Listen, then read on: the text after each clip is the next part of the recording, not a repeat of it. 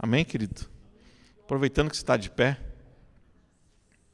1 Tessalonicenses 5,17. Uma leitura extensa, mas porém necessária. 1 Tessalonicenses, capítulo 5, versículo 17. Tessalonicenses está lá no final, vem as cartas, vem Mateus, Marcos, Atos, Romanos, Coríntios e assim vai. E está lá 1 Tessalonicenses. Vem Coríntios, vem Gálatas, Efésios, Filipenses, Colossenses e 1 Tessalonicenses, capítulo 5, versículo 17, amém? Todos acharam? Quem achou, diga amém. Quem não achou, diga espera um pouco. Diz assim: orai sem cessar. Amém? Orai sem cessar. Pode sentar, meu querido. Falei que a leitura era longa, mas é só isso mesmo. Orai sem cessar. Eu não sei quantos gostam de ler, mas quando você vai ler os livros de autoajuda, os cristãos, pelo menos a grande maioria, resumindo, vai falar que nós temos que orar. Meu problema não sei o quê, o que tem que fazer? Orar, confiar e orar, acreditar e orar. E assim vai. Muda alguma coisa, mas a essência é orar sem cessar. Se nós formos ver os hinduístas, eles têm a obrigação de orarem 2 vezes por dia. Os judeus, eles têm o costume de orar 3 vezes ao dia. Quer um exemplo disso? Vai lá em Daniel, Os muçulmanos oram 5 vezes ao dia. Estou certo, João? 5 vezes ao dia. E nós? A nossa ordem é essa: orar sem cessar. Como você faz isso? Não sei. Também queria resposta, mas eu vejo que a nossa vida tem que ser constantemente em oração. Ou seja, eu estou lá trabalhando, estou pensando em Deus e orando. Estou indo na padaria comprar pão, pensando em Deus e orando. Ou seja, orar sem cessar. E quando nós vamos para a palavra de Deus, eu separei uns 3 aqui, a oração de Ana. Quando Ana foi para o templo, eu acho que todo mundo conhece a história de Ana, que ela não conseguia dar filhos ao seu esposo, e ela entrou no templo orando, pedindo por um filho, e o sacerdote achou que ela estava embriagada. E ela, com um clamor da alma, falou: não, Senhor, eu tenho suplicado por um filho. Em 1 Samuel 1,27, depois que o filho nasceu, ela levou ele ao templo e falou assim: por este menino orava eu, e o Senhor atendeu a minha petição que eu lhe tinha feito. Então, um tipo de oração foi o de Ana. Também tem oração de provisão, em Mateus 6,11 fala assim: o pão nosso de cada dia nos dai hoje. E uma das orações de Davi era de livramento, que no Salmo 59, 1 e 2 fala assim: livra-me, Deus, dos meus inimigos, defende-me daqueles que se levantam contra mim, livra-me dos que praticam a iniquidade e salva-me dos meus sanguinários. Ou seja, as orações dessas pessoas, elas eram honestas, algumas orações desesperadas, outras ardentes, mas todas elas orações verdadeiras. Mas o que acontece conosco hoje em dia? Eu estou tirando isso por mim, porque essa palavra veio primeiro para mim. Às vezes nós falamos de um católico, bem ou mal, mas a gente fica que eles ficam em repetições quando pego lá o rosário, Não sei se é rosário, nunca fui católico. Terço, quem foi, E ali não sei quantas Ave Maria, um Pai Nosso, e não sei quantas Ave Maria e um Pai Nosso. E esses dias eu fiquei no hospital com a minha sogra, ela estava internada, e ela é católica rígida, e deu 6 horas, ela pôs num canal lá, aí o padre começou a oração do terço. E aquele padre ficou quase 1 hora rezando o terço. Ou seja, uma repetição sem fim, né? E eu fiquei pensando, duas coisas, né? Primeiro, nós cristãos, muitas vezes não ficamos nem 1 hora orando. E o católico lá, né, na fé dele, ele pega lá o terço e fica o quê? Diz que para fazer aquela volta no terço, dura quase 1 hora. E nós? E eu comecei a olhar para dentro de mim, comecei a ver as minhas orações. Né? Um tempo atrás eu comecei a ver como eu orava. E quando eu parei para ver a minha oração, eu via que era uma reza. Porque eu começava, Senhor, perdoa meus pecados, não sei o quê, amém. No outro dia, a mesma coisa. Senhor, perdoa os meus pecados, não sei o quê, amém.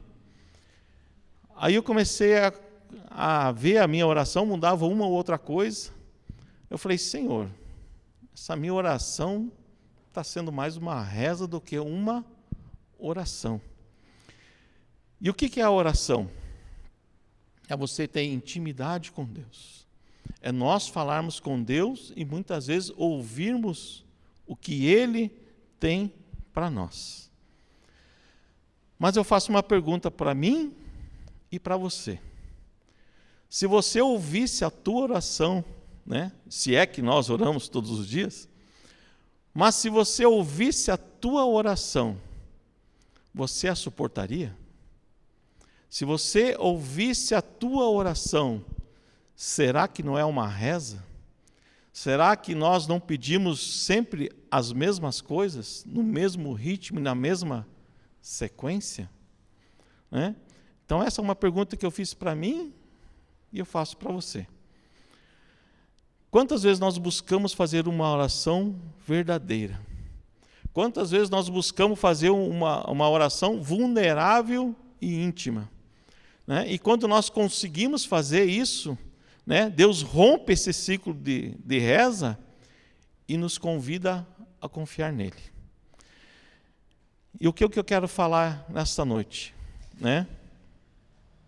Sobre orações perigosas. Eu fui confrontado uma vez, quando eu vi esse título, né? Orações perigosas. E eu comecei a fazer esse estudo dessas orações. E eu cheguei à conclusão, assim, que é a hora de nós mudarmos o nosso tipo de oração e passarmos a fazer orações audaciosas.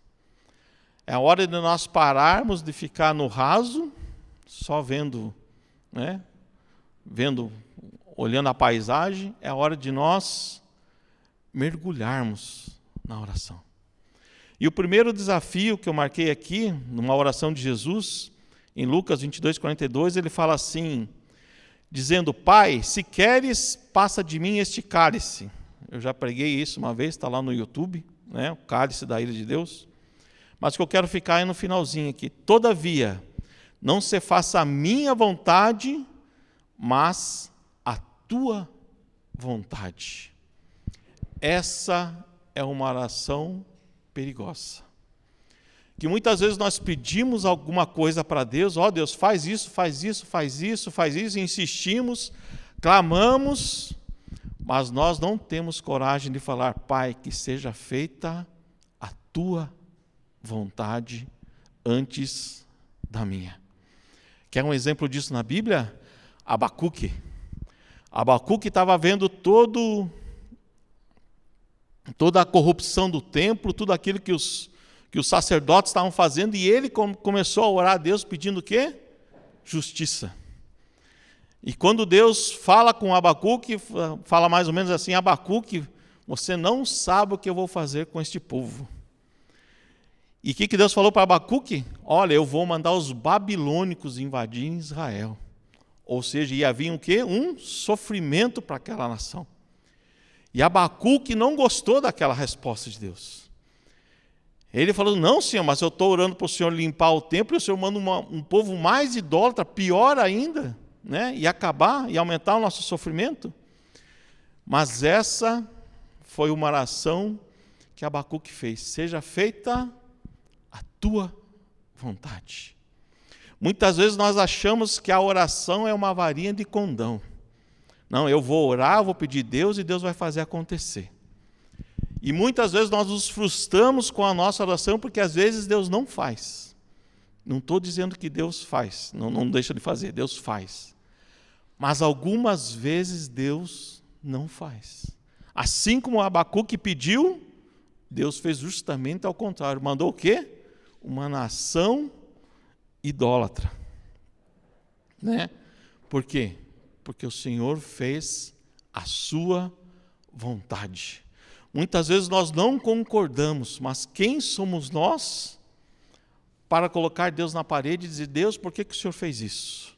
Deus, por que o Senhor fez aquilo? Mas é a vontade de Deus. Muitas vezes nós não entendemos, mas muitas vezes acontece isso para que nós nos aproximamos mais de Deus.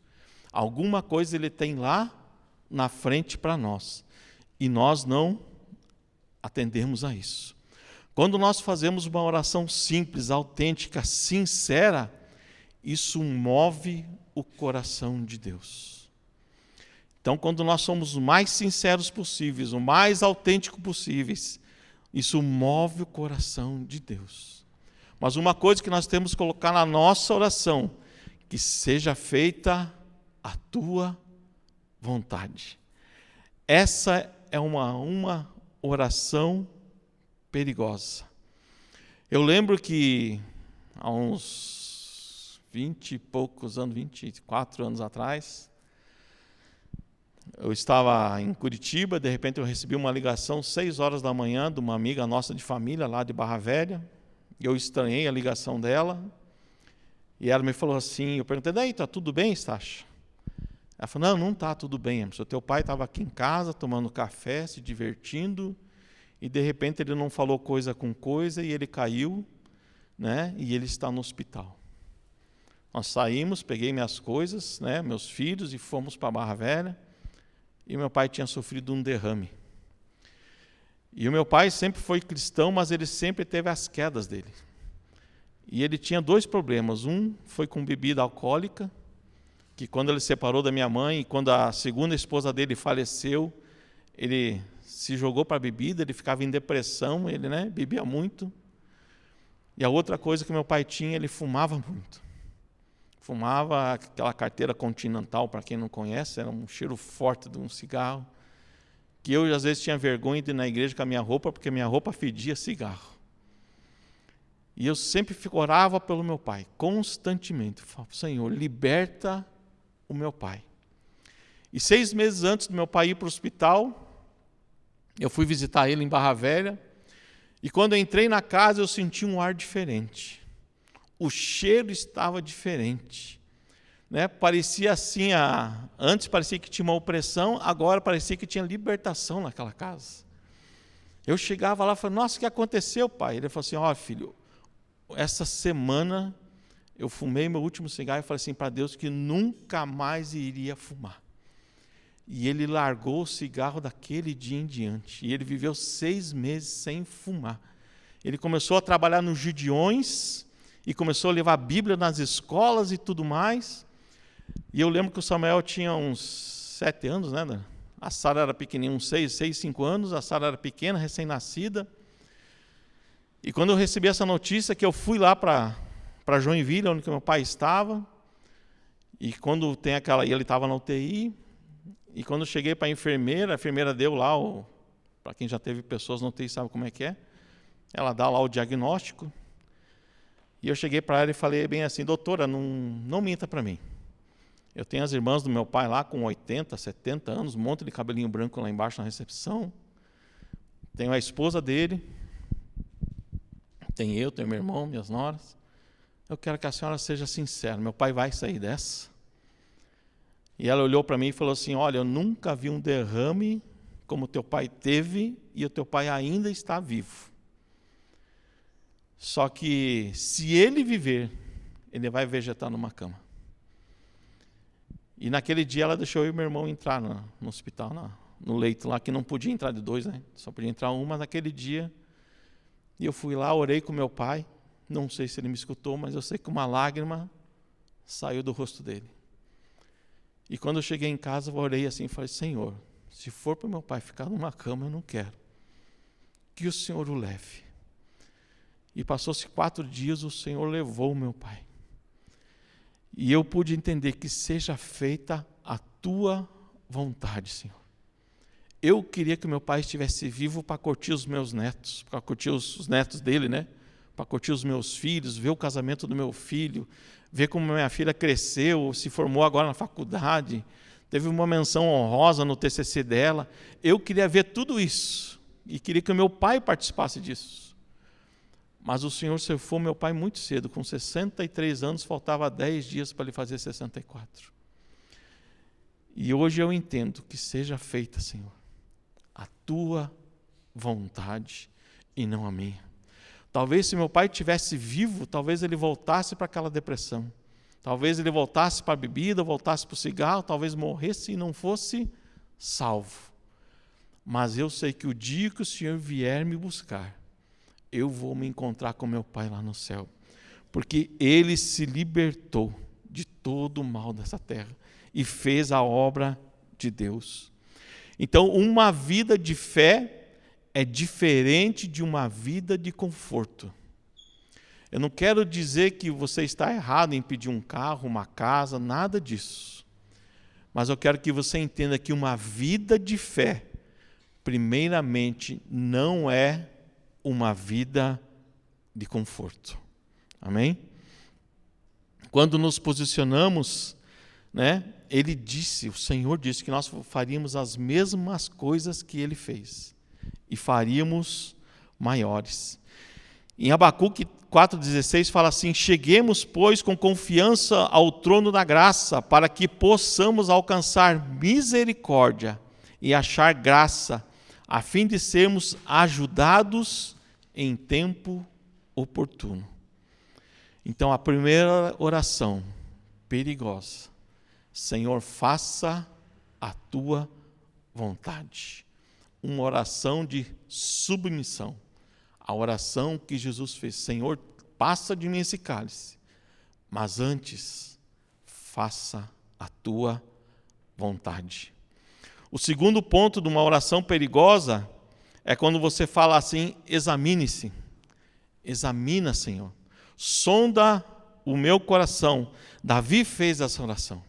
Salmos 139, 23 e 24, Davi fala assim: sonda-me, ó Deus, e conhece o meu coração, e prova-me, e conhece os meus pensamentos, e vê se há em mim algum caminho mau, e guia-me pelo caminho eterno.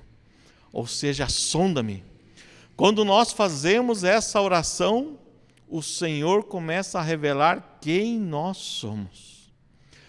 Quando a gente se dedica a se santificar, quando a gente faz um processo na nossa vida de oração e jejum, e a gente começa a orar e buscar, e a gente ora assim: sonda-me, ó Deus, Deus começa a revelar quem nós somos. E eu não tenho orgulho nenhum de falar de quem eu sou, do que Deus me mostrou, do que eu tenho que me consertar. E Jeremias fala assim que enganoso é o coração, mais do que todas as coisas, e perverso, quem o conhecerá? Então, quando a gente faz essa oração: Senhor, sonda-me, e você espera de Deus, Deus vai te revelar quem você é. E infelizmente a nossa natureza é pecadora por causa de Adão. A semente nossa é pecadora, mas o Senhor começa a revelar e mostrar quem nós somos. Aí eu pergunto: será que nós temos essa coragem que Davi teve de fazer essa oração? Sonda-me, Senhor, o meu coração. Você pode olhar a pessoa externamente, eu posso olhar a pessoa externamente, e falar assim, nossa, aquele é um homem de Deus, aquela é uma mulher de Deus. Mas se nós fizéssemos isso, talvez nós colocaríamos como rei o primeiro filho de Jessé. Quando Samuel foi ungir o rei, ele viu lá o primeiro filho de Jessé, esse. Deus falou, não é esse. Viu o segundo, não é esse. O terceiro, não é esse. Né? E quando veio aquele rapaz miúdo, magrinho, ruivo, é esse. Porque Deus o quê? Olha o coração. E não, olha o interior e não o exterior. E quando a gente vai para a vida de Davi, né, ele foi acusado injustamente por Saul. Por várias vezes Saul tentou matá-lo. Mas mesmo assim, apesar da sua raiva, ele sempre tentou agradar a Deus e fez essa oração. Examina-me, Senhor. Você acha que todo mundo conhece a história que Saul ficou na mão de Davi. E mesmo assim Davi não o matou. Por quê? Porque antes de matar Saul, ele queria o quê? Agradar ao Senhor. Jeremias era um profeta jovem que diz a verdade do nosso coração. Enganoso é o nosso coração. Então, às vezes, amor, gente, quando a gente se acha, né? Não, eu sou isso, eu sou aquilo. Eu vou lá para, me lembrei de um versículo agora, Apocalipse 3:17. Fala assim, pois dizes, estou rico e abastado, e não preciso de coisa alguma, e não sabes que tu és infeliz, miserável, pobre, cego e nu. Então o nosso coração é enganoso. Por isso que nós temos que fazer essa oração, Senhor, sonda-me, né? Sonda-me o meu coração. Mas para quê? Para que nós possamos nos corrigir. Será que as nossas atitudes têm glorificado a Deus? Será que as nossas atitudes numa discussão têm exaltado o nome do Senhor? Como nós temos agido quando somos perseguidos? Como nós temos agido quando nós somos, né, criticados? Como nós temos agido? Né? O que o nosso coração manda nós fazermos? Será que nós estamos dispostos a fazer aquilo que o Senhor tem nos mostrado? Quanto mais perto de Cristo nós entramos, quanto mais perto de Cristo nós nos aproximamos, nós temos que enfrentar essas imperfeições. Orgulho, egoísmo, luxúria, vícios, espírito crítico e tantas outras coisas. Quanto mais nos aproximamos de Deus, mais o Senhor vai mostrando as nossas imperfeições. Terceiro ponto, revela os meus medos. Salmo 34:4 fala assim, busquei ao Senhor e Ele me respondeu, livrou-me de todos os meus temores. Né? Então o que Davi estava tendo? Ele estava tendo o quê? Medo. E nós não estamos livres disso. Eu tenho medo, nós podemos ter medos. Mas o que ele fala? Busquei ao Senhor e Ele me respondeu e me livrou de todos os meus temores. 1 Pedro 5,7 fala assim, lançando sobre Ele toda a vossa ansiedade, porque Ele tem cuidado de vós. Ele tem cuidado de nós. Eu lembro que uma vez eu fui buscar a Sara era bem pequena, e ela estudava na Adventista. E naquela época nós estávamos assim, não digo falido, mas caminhando para a falência, eu e minha esposa. Não chegamos a passar fome, mas assim nós contávamos as moedas. E um dia quando eu fui buscar a Sara, eu lembro que era um dia de frio, e ela veio assim com uma touquinha acho que a Dora tinha feito para ela, e ela veio com um pastel na mão e um copinho de suco. E eu sabia que eu não tinha dado dinheiro para ela para o lanche. E ela veio numa maior felicidade, né? Comendo aquele pastel e tomando aquele suco. E eu sabia da minha situação. E eu falei assim: filha, como é que você está com um pastel e um copo de suco? Ela falou assim: pai, eu emprestei R$10 da minha amiga e ela me emprestou, e eu fui lá e comprei o suco e o pastel. E naquele dia eu não tinha nem R$10 para devolver para minha filha devolver para a amiga dela. E aquilo me passou pela minha cabeça, eu falei assim: cara, como é que eu, pai de família, vou poder sustentar a minha família? Que as coisas estavam tão ruins na minha vida, porque eu era vendedor, né? E vendedor sabe que você ganha comissão, se você não vender, você não ganha, ou quem tem empresa sabe muito bem disso. E eu fiquei: Senhor, será que eu vou conseguir sustentar a minha família? Eu não tenho dinheiro nem para minha filha comprar um copinho de suco e um pastel. Né? E eu fui para aquele dia para casa e orei e busquei ao Senhor e entreguei tudo nas mãos dele. E eu pude ver esse versículo de 1 Pedro 5,7, lançando sobre ele toda a vossa ansiedade, porque ele tem cuidado de vós. O Senhor tem cuidado de mim. O Senhor tem cuidado de nós nos mínimos detalhes. E será que você tem coragem de lançar para Deus o seu medo? Eu falei isso, acho que 1 ou 2 mensagens, mas qual é o seu medo? Qual o medo que te deixa ansioso? Qual o medo que você não consegue levar aos pés da cruz, achando que Deus não vai resolver isso? É o teu nervosismo? É talvez a falta de emprego, perca de sono? Talvez você esteja pensando: poxa, do jeito que está indo a minha empresa vai falir, ou o meu casamento está ruim, ou eu tenho medo de ficar sem dinheiro. Qual é o seu medo? Lança aos pés do Senhor. Davi também teve medo e ele orou: o Senhor conhece os meus pensamentos. Né? E ele compartilhou os seus maiores medos com o Senhor. Aí eu pergunto: será que você já teve coragem de lançar os seus medos para o Senhor? Né? À medida em que Deus vai mostrando os medos que eu tenho, Ele vai desenvolver a nossa fé. Então eu tinha medo de que não poder sustentar a minha casa, a minha família. Mas eu fui desenvolvendo uma fé em Deus.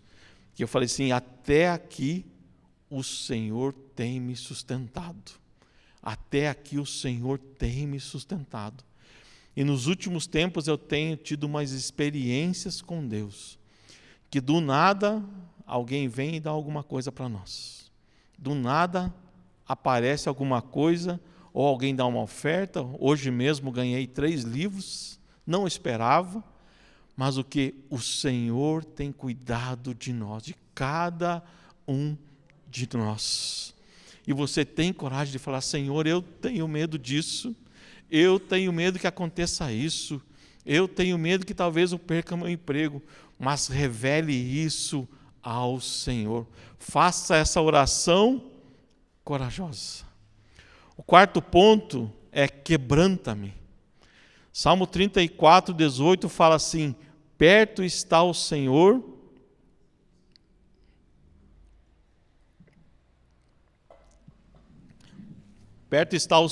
dos que têm o coração quebrantado e salva os contritos de espírito.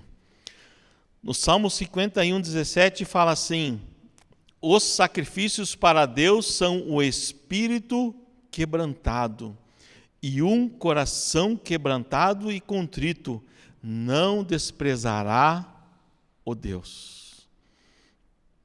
Por que Davi era conhecido o homem segundo o coração de Deus? Se Davi estivesse vivo hoje, se ele fosse um pastor de igreja hoje, eu sou um que falo para vocês: eu não iria na igreja desse cara. Porque ele era um tremendo de um mulherengo, não só por causa de Betseba, mas também de Abigail. Quando ele soube que o marido dela morreu, ele foi lá e tomou Abigail. Né? Então ele era um mulherengo, Um pai totalmente ausente, que via os seus filhos uma ou duas vezes na vida, que a sua filha foi molestada pelo outro filho dele e ele não fez absolutamente nada, né? E um assassino matou o melhor comandante mais fiel que ele tinha. Ou seja, se nós olharmos com os nossos olhos carnais, nós não entraríamos na igreja de Davi hoje. Mas para Deus, um homem o quê? Um homem segundo o meu coração. Porque ele tinha o quê? Um coração quebrantado. Ele errava, talvez como eu e você, talvez a gente nunca matou ninguém, né? E nem quero isso. Mas ele tinha um coração quebrantado, né? Então, se você deseja ter o poder do Espírito Santo, força do céu, e ter uma intimidade genuína, nós temos que ter o quê? Um espírito quebrantado.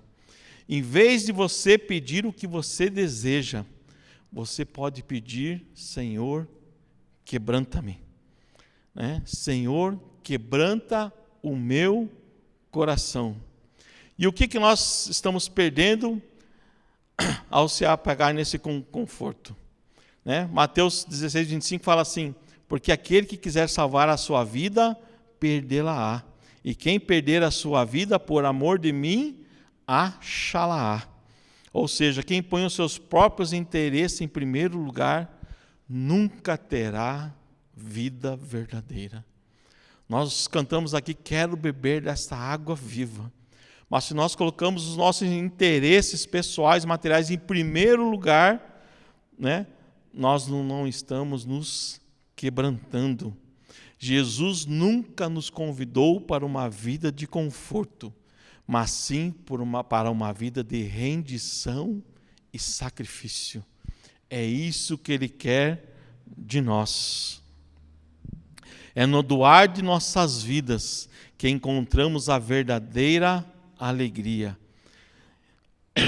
Vou ler de novo. É no doar de nossas vidas que encontramos a verdadeira alegria, né? A verdadeira alegria vem de Deus. Quebrantar o coração diante de Deus é uma atitude de rendição total à vontade de Deus. Se há do outro lado do quebrantamento, então, se há bênção do outro lado do quebrantamento, então, quebranta-me, Senhor. Quebranta-me, Senhor. Eu quero experimentar mais do Senhor. Em quinto ponto, envia-me. Está aqui uma oração que Isaías fez. Isaías 6, do 1 ao 8, né? Vai contar assim: no ano que morreu o rei Uzias, né?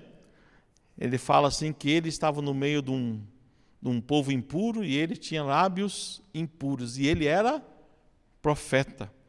Mas no finalzinho do versículo fala assim: porém um dos serafins voou para mim, trazendo na sua mão uma brasa viva que tirava do altar com uma tenaz. E com a brasa tocou a minha boca e disse: eis que isso tocou os teus lábios, e a tua iniquidade foi tirada. Ou seja, os pecados de Isaías foram perdoados, expiado o teu pecado. Depois disso, ouvi a voz do Senhor que dizia: a quem enviarei e quem há de ir por nós? Então disse Isaías: eis-me aqui, envia-me a mim. Aí eu pergunto: será que nós temos essa coragem de fazer essa oração? Envia-me, Senhor. Envia-me, usa-me nas tuas mãos. E quando nós lemos aqui, Isaías não perguntou se ele ia ter salário, não perguntou se ele ia ter um lugar para reclinar sua cabeça. E quando Isaías falou envia-me, quando a gente começa a ler desde do versículo do capítulo 6 de Isaías até o final, ele foi o profeta que mais profetizou sobre a vinda de Jesus. Ele foi um dos profetas que mais teve intimidade com Deus. Ou seja, ele sabia que o Salvador ia vir. Ele morreu e não viu as suas profecias se cumprirem. Diz os historiadores que ele morreu cerrado ao meio. Ele não abandonou a Deus, mas ele disse: eis-me aqui, envia-me a mim. Aí eu fico me perguntando, será que nós temos essa coragem? Eu já dei o testemunho meu lá, do Corolla, né? Quando eu ganhei o Corolla, que quando o Espírito Santo perguntou para mim, você iria? Né? Você iria no lugar daquele missionário? Eu falei assim, eu não, Senhor. Né? Eu falei, então dá tudo o que você tem. Então, assim, essa foi uma oração que eu falei, Senhor, eu não teria coragem de ir. Eu não abandonaria meu emprego, minha esposa, meus filhos para ir. Mas hoje eu já não sei. Se eu falar, envia-me, Senhor, né? Para onde que o Senhor irá me enviar? Às vezes, quando nós fazemos essa oração, envia-me, talvez Ele não vai te mandar para um outro país, para uma outra cidade, mas às vezes Ele vai mandar você para pregar por teu amigo querido, que não conhece a Jesus, por teu familiar, né? Para aquele conhecido que às vezes você tem um amor por ele, mas você é o escolhido para falar de Jesus. Não vai ser um grande pastor, não vai ser um evangelista, vai ser eu e você. Por isso você pode falar assim, envia-me, Senhor.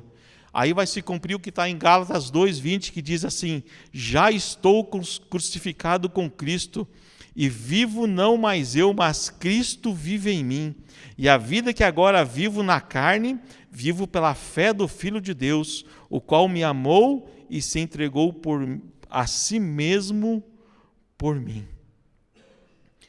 E eu posso dizer como é muito gratificante quando você sabe que Deus te usou.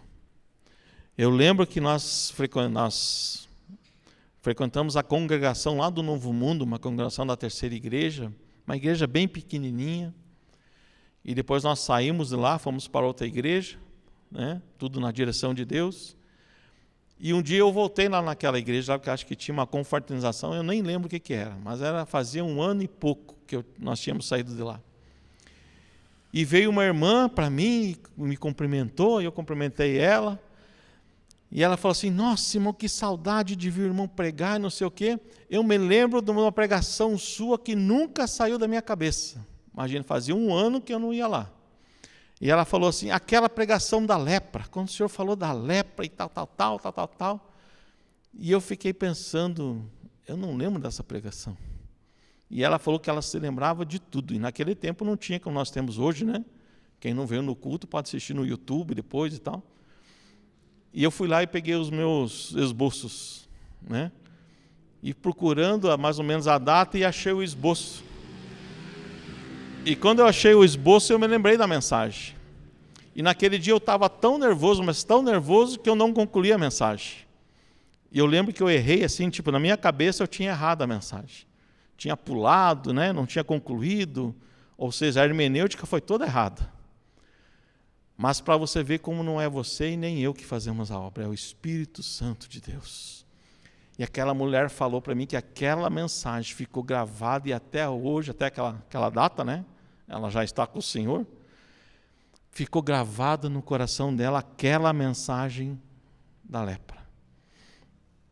E teve uma outra vez na outra igreja que nós fomos orar. Assim veio os pastores, que nem a gente já fez aqui uma vez, né? Ficavam os pastores na frente, deu a mensagem, nós fomos orar. E eu lembro que veio uma menina assim, meio descrente assim, né? Falou assim, vim aqui para você orar por mim. E eu perguntei o que ela queria, ela falou assim, não, só ora. E ela bem seca, né? Eu falei, tá bom, Senhor. Comecei a orar por ela e começou a vir as palavras na minha boca. E eu não lembro o que eu orei por ela. Eu só sei que quando eu parei de orar, aquela menina estava em lágrimas, mas em lágrimas e quebrantada. Então, quando você fala, envia-me, às vezes o Senhor não vai te levar para um país, mas o Senhor vai te usar para alcançar aqueles que estão necessitados, aqueles que estão perdidos. Então, não tenha medo de fazer essa oração, Senhor, envia-me, Senhor. Isaías não pensou nos seus lucros, nos seus benefícios, mas o que ele fez? Envia-me, Senhor. Aí eu pergunto, será que nós conseguimos fazer essa oração? Senhor, envia-me, Senhor. Envia-nos, Senhor, para falar de Ti, falar da Tua obra. Sexto ponto, incomoda-me, Senhor. Será que você tem coragem de fazer essa oração? E geralmente eu falo assim, Senhor, me levanta de madrugada para orar. E olha, não tem falhado. Dificilmente eu tenho falhado. Em Hebreus 11:6 fala assim, ora, sem fé é impossível agradar-lhe, porque é necessário que aquele que se aproxima de Deus creia que Ele existe e Ele é galardoador dos que o buscam. Aí eu venho perguntar, será que o conteúdo das nossas orações não diz mais sobre nós ou do nosso relacionamento com Deus? Como é a nossa oração? Fala mais de nós ou do nosso relacionamento com Deus? Aí eu pergunto, nessa última semana que nós oramos, você deve lembrar o que você orou nessa última semana. Será que se Deus respondesse dessa última semana que nós oramos, o mundo estaria melhor? Ou eu estaria melhor? Ou a minha empresa estaria melhor? Ou a minha casa estaria melhor? Ou eu ia estar com um carro novo, uma roupa nova? Aí eu pergunto, dessa última semana, das nossas orações, será que o mundo seria transformado se Deus respondesse? Será que almas teriam sido resgatadas do inferno? O que nós temos feito com as nossas orações? Será que nós temos incomodado o inferno? Quando Satanás se apresentou para Deus e Deus falou assim, viste o meu servo Jó? Homem íntegro e fiel? Ou seja, Satanás conhecia Jó. E Jó conhecia Deus. Mesmo passando por tudo, Jó nunca blasfemou e deixou de acreditar em Deus. Mas Jó permaneceu firme. Ou seja, se nós oramos para nós, será que a gente acredita que Deus existe somente para nós? Qual foi a última vez que você intercedeu por um amigo seu? O nosso grupo da igreja teve lá 3 pedidos de oração, se eu não me engano, Acho que 3, para 3 pessoas. Aí eu fico me perguntando, será que só essas 3 precisam de oração? Será que eu tenho intercedido aquilo que o Senhor colocou na minha vida, o meu propósito de vida, será que é só para mim? Ou para quem mais eu tenho que interceder? Será que eu estou intercedendo pelos meus irmãos que estão presos lá na Coreia, na Nicarágua, na China, ou está lá dentro de um país islâmico, louvando a Deus? Será que eu tenho orado por eles, para Deus dar força para eles não negarem o nome de Jesus? Será que eu tenho orado pelos que moram em volta da minha casa, para o Senhor alcançar? Como tem sido o nosso coração? Como tem sido a nossa intercessão? Será que Deus tem nos incomodado? Será que nós conseguimos fazer essa oração? Senhor, me incomoda, Senhor. Me incomoda, Senhor. Eu fico pensando sobre o que poderia ser diferente se nós orássemos com transparência, não só para nós, mas pelos outros. Se nós estamos aqui na terra, se nós estamos aqui para ser sal da terra e luz do mundo, será que nós estamos mudando o nosso bairro, a nossa cidade, a nossa casa? Será que nós estamos sendo luz no meio dos nossos familiares? Charles Spurgeon fala uma frase assim, que nós somos o sal da terra, não o caramelo dela. Porque o sal aqui é amargo. Então, nem sempre sua vida fará você se sentir seguro, e a fé sempre será necessária, mas sem fé é impossível agradar a Deus. É impossível agradar a Deus sem fé. E eu volto a repetir, nós temos que incomodar o inferno. A Bíblia diz que as portas do inferno não prevalecerão. E quando você para pensar nesse versículo, por que você tem uma porta na sua casa? Por que quando você vai dormir, você vai lá e tranca a porta? né? Por quê? Porque talvez venha um ladrão e queira entrar, mas o quê? A porta está fechada para que ninguém entre lá dentro. E a Bíblia diz que as portas do inferno, ou seja, os demônios têm que ter mais medo de nós do que nós deles. Porque nós temos que romper essas portas. A Bíblia diz, as portas do inferno não prevalecerão. Ou seja, nós que temos que romper essas portas e resgatar essas almas do inferno. E por último ponto, ore a palavra de Deus. Tiago 4,2 fala assim: cobiçais e nada tendes, matais e sois invejosos e nada podeis alcançar, combateis e guerreais e nada tendes. Aí no finalzinho ele fala assim: por que não pedis? O que é esse não pedis? Ou seja, nós não temos coragem de fazer essas orações perigosas. Então, o que eu quero alertar a igreja hoje e a minha vida, não posso ser negligente na minha oração. Eu não posso negligenciar a presença de Deus. Eu não posso deixar de buscar a Deus. A oração é a chave que abre todos os depósitos da infinita graça e do poder de Deus. É somente através da oração. Ou seja, oração e estudo da palavra. Oração e estudo da palavra. Então, essas são algumas orações que nós temos que ter coragem de fazer. Primeiro, seja feita a tua vontade, Senhor. Segunda, examina-me, Senhor. Sonda o meu coração. Terceiro, revela os meus medos. Tudo aquilo que eu não levei aos pés da cruz, quero que o Senhor me revele. Quarto, quebranta-me, Senhor. Quebranta-me na tua presença. Eu acho que eu falei isso aqui já, mas quando eu era criança, quando os meus pais iam para a igreja, eles levavam a Bíblia e um lenço. Não interessava qual era o tema do culto, mas eles levavam uma Bíblia e um lenço, porque eles sabiam que iam chorar na presença de Deus. O quinto, envia-me, Senhor. Envia-me para libertar os cativos. Envia-me para fazer a tua obra, Senhor. Usa-me, Senhor, seja num presídio, seja no hospital, seja no meu trabalho, Senhor. Incomoda-me, Senhor, para te buscar.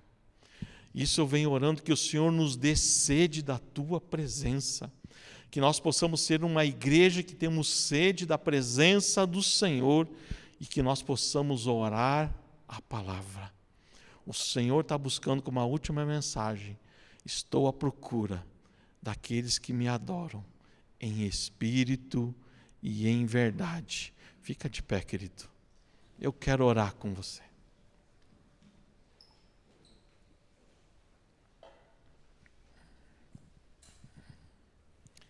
Eu espero que essa mensagem tenha falado ao teu coração. Espero que o Espírito Santo esteja sondando o teu coração e mostrando aonde que nós temos que nos aperfeiçoar. Eu sei de todos esses pontos aonde que eu tenho que melhorar, aonde que eu tenho que aparar as arestas. Pai querido, em nome de Jesus, a sua palavra foi pregada, Senhor. Pai, primeiramente eu quero te pedir, Senhor, que seja feita a tua vontade, Senhor. Pai, talvez alguém venha aqui pedir alguma coisa para o Senhor, Pai. Pai, não estou dizendo que nós não podemos pedir, Senhor, mas que seja feita, Senhor, primeiramente a tua vontade, Senhor. Pai, se isso que nós estamos passando é para nos levarmos mais perto do Senhor, Pai, que essa situação possa nos aproximar do Senhor, Pai. Pai, que seja feita a tua vontade assim na terra como no céu, Senhor. Oh, Pai querido, que o Senhor possa sondar os nossos corações, ó Pai. Oh, Pai, enganoso é o nosso coração, mas do Senhor nada se esconde, Senhor. Oh, Pai, nós podemos enganar o nosso irmão, podemos enganar qualquer um, Senhor, mas nós não podemos enganar o Senhor, ó Pai. Por isso eu te peço, ó Pai, que o Senhor esteja sondando o nosso coração, ó Pai. Revela-nos, ó Pai, aquilo que tem magoado ao Senhor, ó Pai. Se os nossos pensamentos, se o nosso agir, Senhor, se até mesmo a nossa falta de fé, ó Pai. Oh, Pai, se o nosso coração tem nos enganado, ó Pai, que o Senhor possa sondar o nosso coração, Senhor. Oh, Pai, que diante do Senhor, ó Pai, eu possa colocar todos os meus medos e confiar no Senhor, ó Pai. Oh, Pai querido, que nós possamos entregar aos pés da Tua cruz, Senhor, todos os nossos medos, Senhor. Oh, Pai, que nós possamos lançar sobre o Senhor, ó Pai, toda a nossa ansiedade, Senhor. Oh, Pai, tudo aquilo que nos perturba, que nos tira o sono, ó Pai, que nós possamos lançar diante do Senhor, ó Pai. Oh, Pai querido, que em nome de Jesus, Senhor, o Senhor venha nos quebrantar também, Senhor. Que nós possamos ser uma igreja quebrantada, Senhor. Que nós possamos usar o exemplo de Davi, Senhor, que era um pecador, mas ele tinha um coração quebrantado ao Senhor, ó Pai. Oh, Pai querido, que o Senhor possa nos quebrantar cada dia mais, Senhor. Oh, Pai amado, e se o Senhor precisa de um atalaia, Senhor. Oh, Pai, se o Senhor precisa de uma voz, Senhor, que fale do Senhor, ó Pai, que o Senhor possa nos enviar, Senhor. Oh, Pai, que nós possamos ter essa experiência com o Senhor, do Senhor nos enviar e soltar apenas uma palavra, Senhor. Oh, Pai querido, que em nome de Jesus, Senhor Deus, oh, Pai, que o Senhor possa nos incomodar, Senhor. Oh, Pai, que a nossa fé, Senhor, possa ser inabalável diante do Senhor, ó Pai. Oh, Pai querido, eu te peço isso em nome de Jesus, ó Pai, e que nós possamos orar a palavra, crer na palavra, Senhor, que a Tua palavra diz em Marcos, Senhor, ó Pai, que nós pegaremos, ó Pai, em serpentes e escorpiões, ó Pai querido.